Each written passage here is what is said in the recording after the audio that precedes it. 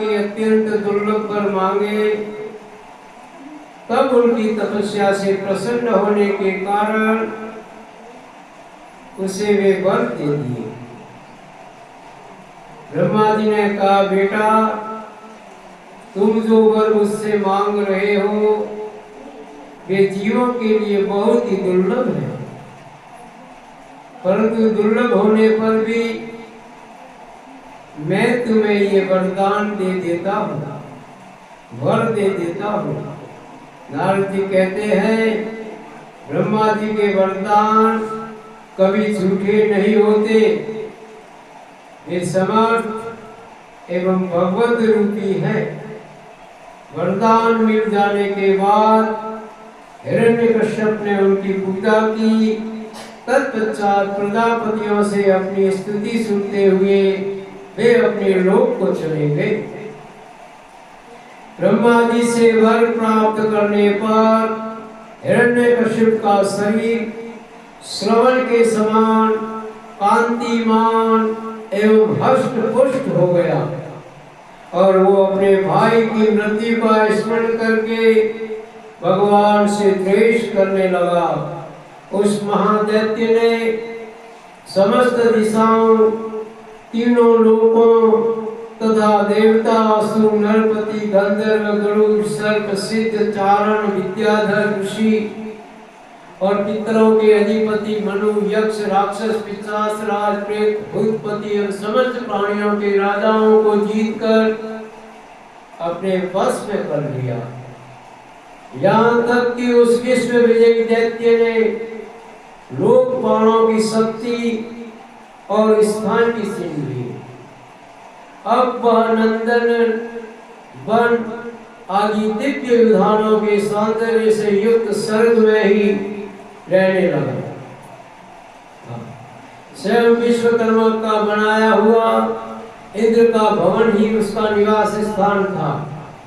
उस समय तीनों लोगों का सौंदर्य मूर्तिमान होकर निवास करता था।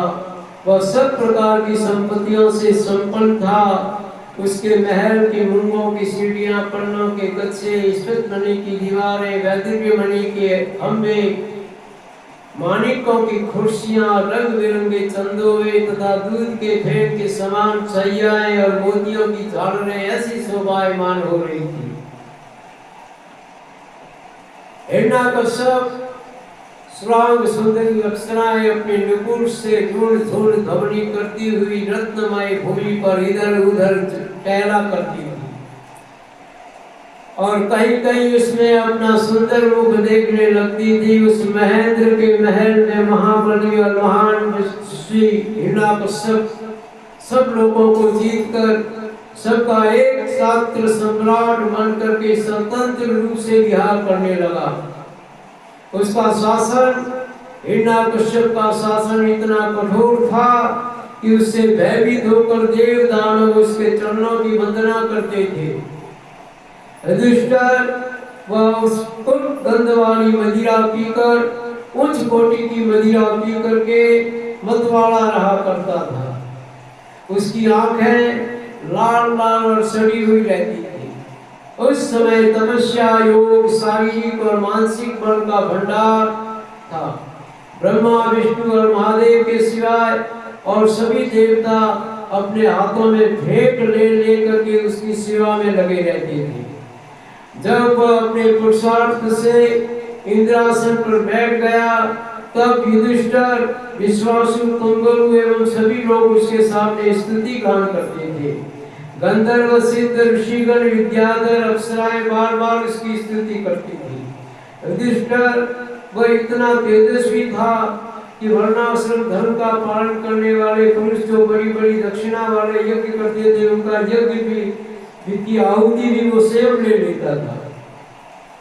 वह सातों द्वीपों में अखंड राज्य करता था और अनेक प्रकार से बिना जोते धोए अन्न पैदा होता था। वो जो कुछ चाहता था वो उसको अंतरिक्ष से मिल जाता था। अनेक प्रकार की वस्तुएं दिखाता था, मनोरंजन करता था खारे पानी, सूर, द्रद, शुद्ध दधी, दुग्ध, मीठा पानी, समुद्र भी अपनी पत्नी नदियों के साथ तरंगों के द्वारा उसके पास रत्न राशियां पहुंचाया करते थे।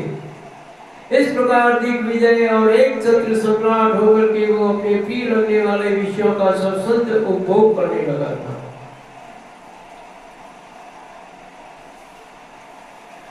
उसके कठोर शासन से सब लोग और परलोक घबरा गए।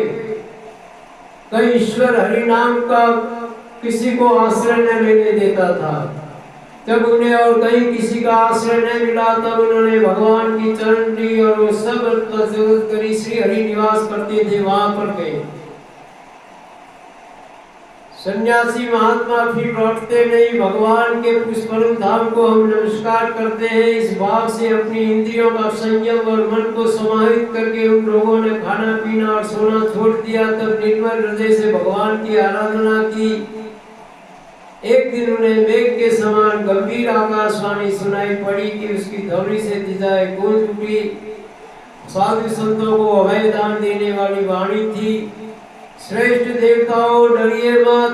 भगवान विष्णु भगवान की आकाशवाणी, श्रेष्ठ देवताओं डरिए मत, तुम सब लोगों का कल्याण हो। मेरे दर्शन से प्राणियों को परम कल्याण की प्राप्ति हो जाती है। इस नीच दैत्य की दुष्टता का मुझे पहले से पता था। अब मैं इसको मिटा दूंगा। कभी कुछ दिनों का समय और प्रतीक्षा करो। कोई भी प्राणी, देवता, गाय, वेद, ब्राह्मण, साधु, धर्म मुझसे द्वेष करने लगता है, मैं इसका शीघ्र विनाश कर देता हूँ। जब यह अपने वैरहीन शांत और महात्मा पुत्र प्रहलाद से द्रोह करेगा उस समय मैं इसका अनिष्ट कर दूंगा। इसका कारण यह होगा, इसको शक्ति संपन्न होने पर भी मैं अवश्य मार डालूंगा। नारद जी कहते हैं कि सबके हृदय में ज्ञान का संचार करने वाले भगवान ने जब देवताओं को यह आदेश दिया तब वे उन्हें प्रणाम करके लौट आए। उनका सारा उद्वेग मिट गया और उन्हें ऐसा मालूम होने लगा कि हिरण्यकश्यप जाने आज ही मर गया। युधिष्ठिर, दैत्यराज हिरण्यकश्यप के बड़े ही विलक्षण 4 पुत्र थे। उनमें प्रहलाद यूं तो सबसे छोटे थे परंतु गुणों में सबसे बड़े थे। प्रहलाद जी बड़े संत सेवी थे, विप्र भक्त थे, सौम्य स्वभाव, सत्य प्रतिज्ञ और जितेंद्रिय थे तथा समस्त प्राणियों के साथ अपने ही समान समता का बर्ताव करते और एकमात्र प्रिय और सच्चे जैसी थे। बड़े लोगों के शरणों में सेवक की तरह चुप कर रहते थे। गरीबों पर पिता के समान स्नेह रखते थे। बराबरी वालों से भाई के समान प्रेम करते थे और गुरुजनों में भगवत भाव रखते थे। विद्या, धन, सौंदर्य और कुलीनता से संपन्न होने पर भी वे घमंड और हैबड़ी इनको सूख नहीं सकती थी, सूख तक नहीं हो। बड़े बड़े दुखों में भी वे तनिक भी घबराते नहीं थे। लोग परलोक के विषय को उन्हें देखा सुना तो बहुत था परंतु वे उन्हें निस्सार और असत्य समझते थे। इसलिए उनके मन में किसी भी वस्तु की लालसा नहीं थी। इंद्रिय प्राण, शरीर और मन उनके वश में थे। उनके चित्त में कभी किसी प्रकार की कामना नहीं उठती थी। जन्म से असुर होने पर भी उनमें आसुरी संपत्ति का लेश नहीं था। जैसे भगवान के गुण अनंत हैं वैसे ही प्रहलाद जी के श्रेष्ठ गुणों की कोई सीमा नहीं है। महात्मा लोग सदा उनका वर्णन करते हैं और उन्हें अपनाते आए हैं तथा भी आज वे ज्यों के त्यों बने हुए हैं। युधिष्ठिर, यूं तो देवता उनके शत्रु हैं, फिर भी भक्तों का चरित्र सुनने के लिए जब उन लोगों की सभा होती है तब वे दूसरे भक्तों को प्रहलाद के समान कहकर सम्मान करते हैं। फिर आप जैसे अजात शत्रु भगवान भक्त उनका आदर करेंगे, इसमें तो संदेह क्या। उनकी महिमा का वर्णन करने के लिए अगणित गुणों के कहने सुनने की आवश्यकता नहीं। केवल एक ही गुण भगवान श्री हरि कृष्ण के चरणों में स्वाभाविक जन्मजात प्रेम और उनकी महिमा को प्रकट करने के लिए पर्याप्त था। युधिष्ठिर प्रहलाद बचपन में ही खेल कूद छोड़ करके भगवान श्री हरि के ध्यान में मस्त रहते हैं, तनन में रहते हैं। भगवान श्री कृष्ण के अनुग्रह रूप ग्रहण ने उनके हृदय को इस प्रकार खींच लिया था कि उन्हें जगत की कोई शुद्ध बुद्ध नहीं रहती है। उन्हें ऐसा जान पड़ता था कि भगवान मुझे अपनी गोद में लेकर के आलिंगन कर रहे हैं, इसलिए उन्हें सोते बैठते खाते पीते चलते फिरते बातचीत करते समय भी इन बातों का ध्यान बिल्कुल न रहता था। कभी कभी भगवान मुझे छोड़कर चले गए, इस भावना से उनका हृदय भी इतना डूब जाता था, जोर जोर से चिल्लाने लगते थे। कभी मन ही मन अपने सामने पा करके ठट्ठा कर हंसने लगते थे, आनंद के आवेग में आ जाते थे। कभी उनके ध्यान के मधुर आनंद का अनुभव करके और गाने लगते थे, कभी उत्सुक होकर के बेसुरा चिल्ला पड़ते थे, तो कभी कभी लोक लज्जा त्याग करके प्रेम में सट कर नाचने भी लगते थे। कभी कभी उनकी लीला के चिंतन में इतने तल्लीन हो जाते थे कि उन्हें अपनी याद ही नहीं रहती थी, उन्हीं का अनुकरण करने लगते थे। कभी भीतर ही भीतर भगवान का कोमल संस्पर्श अनुभव का आनंद लेते थे, बड़े मग्न हो जाते थे, चुपचाप शांत होकर के बैठ जाते थे। उस समय उनका रोम रोम पुलकित हो जाता था, अद्भुत नेत्र अभिषेक प्रेम और आनंद के आंसुओं से भर जाता था। भगवान श्री कृष्ण के चरण कमलों की यह भक्ति अकिंचन भगवत प्रेमी महात्माओं के संग से ही प्राप्त होती है। इसके द्वारा वे स्वयं तो परमानंद में मग्न रहते ही थे। जिन विचारों का मन उस संग के कारण दीनहीन हो रहा है, उन्हें बार बार शांति प्रदान करते। युधिष्ठिर प्रहलाद जी भगवान के परम प्रेमी भक्त, परम भाग्यवान और उच्च कोटि के महात्मा थे। हिरण्यकश्यप ऐसे साधु पुत्र को भी अपराधी बतलाकर उनका अनिष्ट किया करता है। युधिष्ठिर ने पूछा, नारद जी आपका व्रत तो अखंड है, अब हम आपसे यह जानना चाहते हैं कि हिरण्यकश्यप ने पिता होकर भी ऐसे शुद्ध हृदय महात्मा पुत्र के साथ वैर भाव द्रोह क्यों किया?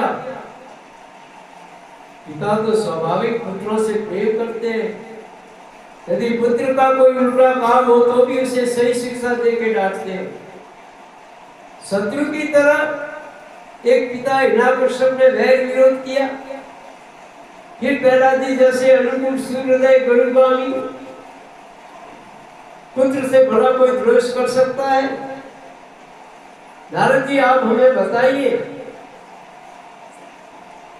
कि हिरण्यकश्यप अपने पुत्र को मार डालने की क्यों इच्छा की? मुझे कौतूहल होता है।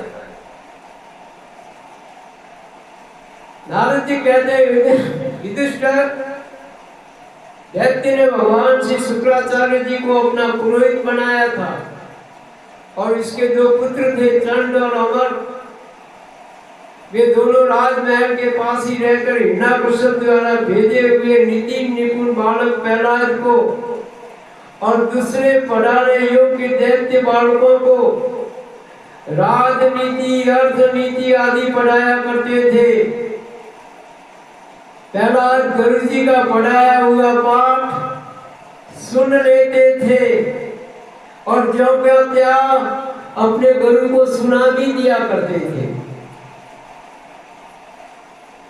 किंतु वे उसे मन से अच्छा नहीं समझते थे। प्रहलाद जी गुरु महाराज पढ़ाते थे, वो पाठ सुन लेते और ऐसा कैसा सुना देते, पर वो उनको प्रिय नहीं लगते था। क्योंकि उस पाठ का मूल आधार था अपने और परायों का झूठा आग्रह।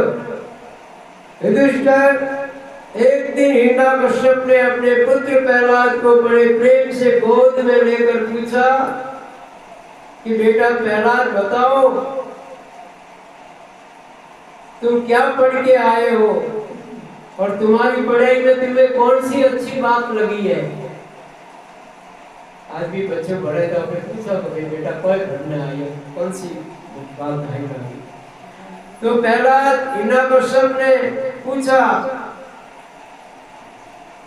कि बेटा बताओ। तो प्रहलाद जी बोले, पिताजी ये संसार के प्राणी मैं और मेरे के झूठे आग्रह में फल पड़कर सदा ही उद्विग्न और उद्विग्न रहते हैं, दुखी रहे। ऐसे प्राणियों के लिए मैं यही ठीक समझता हूँ कि वे अपने अधःपतन के मूल कारण घास से ढके हुए अंधेरे कुएं के समान इस घर को छोड़ करके वन में जाए और श्री भगवान श्री हरि की चरण ग्रहण करें। नारद जी कहते हैं, प्रहलाद जी के मुंह से शत्रु पक्ष की प्रशंसा से भरी बात सुनकर हिरण्यकश्यप ठट्ठा कर हंस पड़ा और उसने कहा कि दूसरों के बहकाने से बच्चे की बुद्धि को ही बिगड़ गई है। जान पड़ता है गुरु जी के घर पर विष्णु के पक्षपाती कोई रहते हैं। बदल गया वेश बदलकर बालक की भली भांति देख रेख की जाए। तो हिरण्यकश्यप ने आदेश किया कि इस बच्चे की देखभाल करो, इसकी बुद्धि बिगड़ गई है। कोई वेश बदल के उसको गलत शिक्षा दे रहे, बच्चे की बुद्धि के जल्दी बिगड़ जाती है, बहकावे में आ गया है।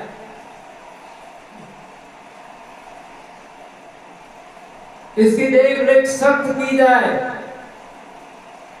जब दैत्यों ने प्रहलाद को गुरु जी के घर पहुंचा दिया, राक्षसों को दिया कि जाओ ले जाओ इसको शुक्राचार्य का वहां भेजो, सही निगरानी करके ध्यान रखो। तब पुरोहित ने उनको फुसलाकर बड़ी मधुर वाणी से बोले। पुरोहित गुरु थे उनके, शुक्राचार्य के पुत्र, और उन्होंने बड़ी मधुर वाणी से कहा, बेटा प्रहलाद तुम्हारा कल्याण हो, ठीक ठीक बतलाना, देखो झूठ मत बोलना। ये तुम्हारी बुद्धि उल्टी कैसे हो गई। गुरु प्रहलाद जी को कहते हैं कि उल्टी बुद्धि थारी कैसे हो गई। और किसी बालक की तो ऐसी बुद्धि नहीं हुई अपनी इस पाठशाला में। और देरी तो कुल नंदन प्रहलाद, बताओ बेटा, हम तुम्हारे गुरु हैं, जानना चाहते हैं तुम्हारी बुद्धि स्वयं ऐसे हो गई है या किसी ने बिगाड़ दी है। हम जानना चाहते हैं या किसी ने तुमको बहका दिया। प्रहलाद जी ने कहा कि गुरुवर, जिस मनुष्य की बुद्धि मोह से ग्रस्त हो रही है उन्हीं को भगवान की माया से ये झूठा दुराग्रह होता देखा गया है कि ये अपना है और ये पराया है। उन मायापति भगवान को मैं अंतर्यामी को नमस्कार करता हूँ। वे भगवान ही सब कृपा करते हैं, तब मनुष्यों की पाश्विक बुद्धि नष्ट हो जाती है। और इस पशु बुद्धि के कारण ही तो ये मैं हूँ और ये मेरा है, मुझमें भिन्न है, इस प्रकार का झूठा भेदभाव पैदा होता है। वही परमात्मा ये आत्मा है।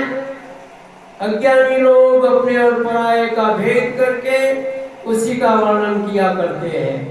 उनका न जानना भी ठीक ही है, क्योंकि उसके तत्व को जानना बहुत कठिन है और ब्रह्मा आदि बड़े बड़े वेदज्ञ भी उसके विषय में मोहित हो जाते हैं। वही परमात्मा आप लोगों के शब्दों में मेरी बुद्धि बिगाड़ रहे हैं। गुरु जी जैसे सुरबत के पास लोहा स्वयं खींच आता है, वैसे चक्र पानी भगवान की चलचल इच्छा शक्ति से मेरा चित्त भी संसार से अलग होकर के उन भगवान की तरफ बराबर खींच जाता है। नारद जी कहते, परम ज्ञानी प्रहलाद अपने गुरु जी से इतना कहकर चुप हो गए। पुरोहित बेचारे राजा के सेवक एवं पराधीन थे, वे पुरोहित भी डर गए। गुरु उन्होंने क्रोध से प्रहलाद को झिड़क दिया और कहा कि अरे कोई मेरा एक बेत लेके आओ, कोई बेत डंडो लेना हो, ताकि हम इसको, हमारी कीर्ति में ये कलंक है, ये दुर्बुद्धि है, ये कांटे चंदन के बस में कांटेदार बबूल कहाँ से पैदा हो गया? वो क्या कोटो अपने कुल में किकन पैदा हुआ? बेटा हारे चंदन न भरे हो कोटो गावल लाओ लाकड़ी लाओ के बराबर ठीक करवाने। ये नादान बालक भरवा डालेगा सबको। कुछ समय के बाद गुरु जी ने देखा कि प्रहलाद ने साम दान भेद और दंड संबंध की सारी बातें जान ली, तो भी उनको नहीं रहा गया। फिर गुरु जी उसकी माता के पास ले गए। गुरुरा पुत्र था वे पासा हिरण्यकश्यप के राज में ले रहे। माँ गोले उनका पयादू माँ थी, माता के पास ले गया तो माता ने बड़ा लाड प्यार से उन्हें नहलाया, धुलाया, अच्छे कपड़े पहनाए, गहने पहनाए। फिर माँ ने कहा कि जा बेटा हमें तारा पिता प्रणाम कर पाए। मारो जीव तो माँ पहला खबराई रही तो लता पहला करे तैयार कर दिए बेटा। इसके बाद उन्हें हिरण्यकश्यप के पास ले गए।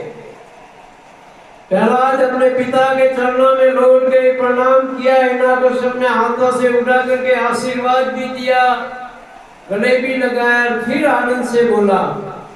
हिरण्यकश्यप ने प्रसन्न मुख प्रहलाद को बिठा करके उनका सिर छूगा, फिर गिर कर प्रहलाद शरीर को फिर बोलने लगा, चिरंजीवी बेटा। हिरण्यकश्यप बोला, हे बेटे, इतने दिनों में तुमने अपने गुरु से क्या पाठ सीखा है?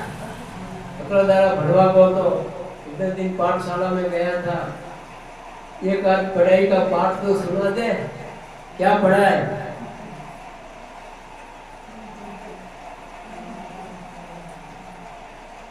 एक आध अध्याय सुना दे गुरु का पढ़ाया हुआ। तो प्रहलाद जी ने कहा, पिताजी विष्णु भगवान के भक्ति के 9 भेद है। विष्णु भगवान श्री हरि भक्ति का 9 भेद है। भगवान के गुण लीला नाम आदि का श्रवण, उन्हीं का कीर्तन, उनके रूप नाम आदि का स्मरण, उनके चरणों की सेवा पूजा अर्चा, बंधन दास्य शांति आत्मनिवेदन, यदि भगवान के प्रति समर्पण भाव के ये 9 प्रकार की भक्ति की जाए तो वो श्री हरि प्रसन्न हो जाते हैं।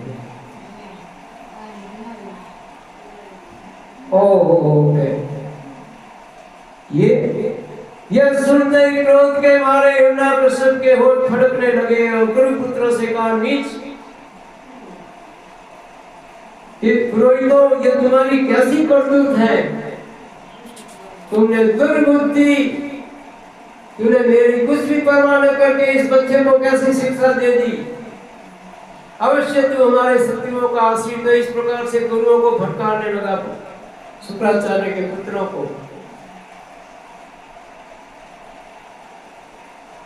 तो गुरु पुत्रों ने कहा कि इंद्र शत्रु, आपका पुत्र जो कह रहा है वो हमने नहीं सिखाया, वो किसी के बहकावे में भी नहीं आया हुआ। इसका तो जन्मजात स्वभाव ही ऐसा है कि हरि की बात कर रहा है। रोज साथ कीजिए, हमें दोष मत लगाइए। नारद जी, जब गुरु जी ने ऐसा उत्तर दिया तो हिरण्यकश्यप ने फिर प्रहलाद से पूछा, क्यों रे, यदि तुझे ऐसी अहित करने वाली खोटी बुद्धि गुरुमुख से नहीं मिली तो बता कहां से प्राप्त हुई? तो प्रहलाद जी ने कहा, पिताजी, संसार के लोग तो पीसे हुए को पीस रहे हैं, सवाए हुए को सवा रहे हैं। उनकी इंद्रियां वश में न होने के कारण वे भोगे हुए विषयों को ही ठीक बारंबार भोगने के लिए संसार घोर नरक की ओर जा रहे हैं। और ऐसे ग्रहसक्त पुरुषों की बुद्धि अपने आप किसी के सिखाने से अथवा अपने ही जैसे लोगों के संग से भगवान श्री कृष्ण में नहीं लगती। जो इंद्रियों से दिखने वाला बाहरी विषयों को परम इष्ट समझकर मूर्खता व संतों के पीछे अंधे की तरह खड्डे में गिरता जाता है, वो तो वेदवाणी रूप रस्सी के कामिक दीर्घ बंधन में बंधे हुए उनको यह बात मालूम नहीं कि हमारे स्वार्थ और परमार्थ भगवान विष्णु है। उन्हीं की प्राप्ति से हम सब पुरुषार्थों की प्राप्ति हो सकती है। जिनकी बुद्धि भगवान के चरण कमलों का स्पर्श कर लेती है, उनके जन्म मृत्यु रूप अनर्थ का सर्वथा नाश हो जाता है। परंतु जो लोग अकिंचन भगवत प्रेमी महात्माओं के चरणों की धूल में स्नान नहीं कर लेते, उनकी बुद्धि काम्य कर्मों का पूरा सेवन करने पर भी भगवत चरणों का स्पर्श नहीं कर सकते। प्रहलाद जी इतना कहकर चुप हो गए। हिरण्याकश्यप ने क्रोध के मारे अंधा होकर प्रहलाद जी को भूमि से पटक दिया। प्रहलाद जी बात को सह न सका, रोष के मारे इसकी आंखें नेत्र लाल हो गया। दैत्यों को बुलाया, अरे इसको बच्चे को ले जाओ, मार डालो, जिस तरह से भी इसको मारो। दैत्य आए, अनेक प्रकार की मारने की चेष्टाएं की। 5 वर्ष की अवस्था में जिसने अपने माता पिता को आश्चर्य से भुला दिया, उससे क्या भलाई और हो। इसके अंदर विष्णु भगवान मेरे शत्रु का पन है, इसको मार डालो। खाने सोने बैठने आदि के समय किसी भी समय उपाय से उसे मारो। जब दैत्य की आज्ञा हुई तो विकराल दाढ़ों वाले केस वाले दैत्यों ने बड़े प्रकार जोर जोर से चिल्लाने लगे। प्रहलाद चुपचाप बैठे हुए प्रहलाद जी के मर्म स्थानों में सूंड से घाव करने लगे। होदा मारवा लगा भालों का। उसमें प्रहलाद जी का चित्र परमात्मा में लगा हुआ था। मनवाणी अगोचर सर्वात्मा समझ शक्तियों के आधार पर ब्रह्म है, इसलिए उनके सारे प्रहार ठीक वैसे ही निष्फल हो गए जैसे भाग्यहीन के बड़े बड़े उद्योग धंधे व्यर्थ हो जाते हैं। युधिष्ठिर, जब सूलों की मार से प्रहलाद के शरीर पर कोई असर नहीं हुआ, तब हिरण्याकश्यप को भी बड़ी शंका हुई। अब वह प्रहलाद को मार डालने के लिए बड़े हर्ष से भांति भांति के उपाय करने लगा। उसने बड़े बड़े मतवाले हाथियों से कुचलवाया, विषधर सांपों से डसवाया, पुरोहितों से आकृतियां उत्पन्न करवा करके डरवाया, पहाड़ की छोटी से नीचे गिरवाया, संवासुर अनेक प्रकार की मायाओं का प्रयोग करके अंधेरी कोठरियों में बंद किया, विष पिलाया, खाना बंद कर दिया, बर्फीली जगह दहकती हुई आग और समुद्र में बारी बारी से डलवाया, आंधी में छोड़ दिया तथा पर्वतों के नीचे दबवा दिया। परंतु इनमें से किसी भी उपाय से वो अपने पुत्र निष्पाप प्रहलाद का बाल बांका नहीं कर सका। प्रहलाद जी को बाल बांका नहीं करे। अपनी विवशता देखकर हिरण्याकश्यप को बड़ी चिंता हुई और उसे प्रहलाद को मारने के लिए कोई उपाय नहीं सूझा। वो सोचने लगा कि मैंने बहुत कुछ बुरा भला कहा, मार डालने की बहुत उपाय किए, लेकिन मेरा उद्योग काम में नहीं आया। ये बालक कितना समझदार है, मेरे पास निश्चित भाव से रहता है, इसका मृत्यु कुछ भी नहीं बिगाड़ सकी। इस प्रकार सोच विचार करते करते उसका चेहरा उतर गया। शुक्राचार्य पुत्र चंड और अमर ने देखा कि अब इसको ले जाओ और पाठशाला में थोड़ा व्यवस्थित पाठ पढ़वाओ और बुद्धि सुधर जाए। तो एक दिन कृषि काम में कहीं बाहर चले गए थे। छुट्टी मिल जाने के कारण समीक्ष बालकों ने प्रहलाद जी को खेलने के लिए पुकारा। प्रहलाद जी परम ज्ञानी थे, उनका प्रेम देखकर उन्होंने उन बालकों को बड़ी बुजुर्गवाणी से पुकार कर अपने पास बुलाया और उनके जन्म मरण की गति भी छिपी हुई नहीं थी। उन्होंने सब उनको उपदेश दिया और वो बालक भी श्रीमन नारायण नारायण नारायण पूरी पाठशाला में करने लगे। गुरु महाराज ने आकर के देखा कि ये तो बिगड़ा, इन बालकों को भी बिगाड़ रहा है, अब क्या करना है।